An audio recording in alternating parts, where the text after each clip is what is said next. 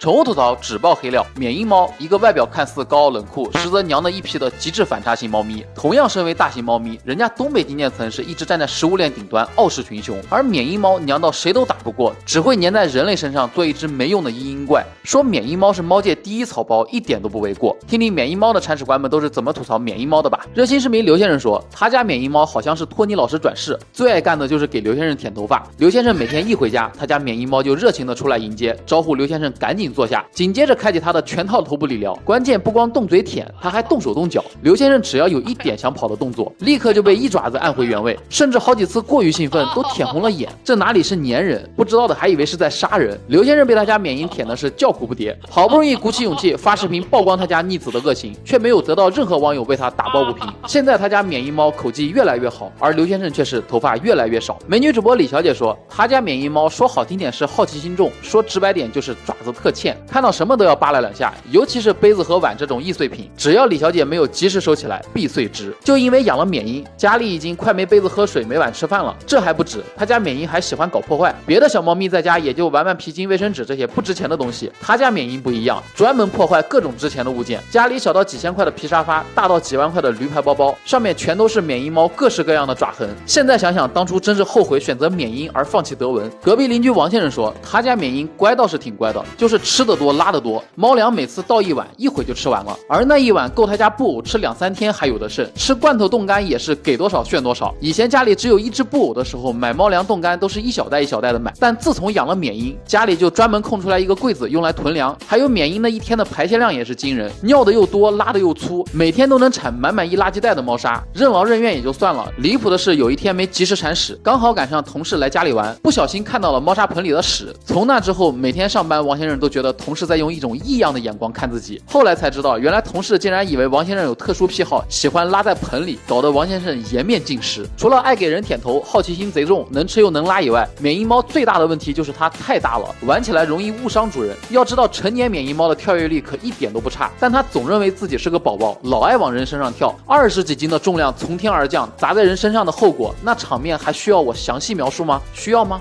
不需要。听我一句劝，女孩子尤其是没有天然防护的可爱系妹子，珍爱肋骨，远离缅因。下期宠物吐槽大会有人让我黑德文，我觉得问题不大。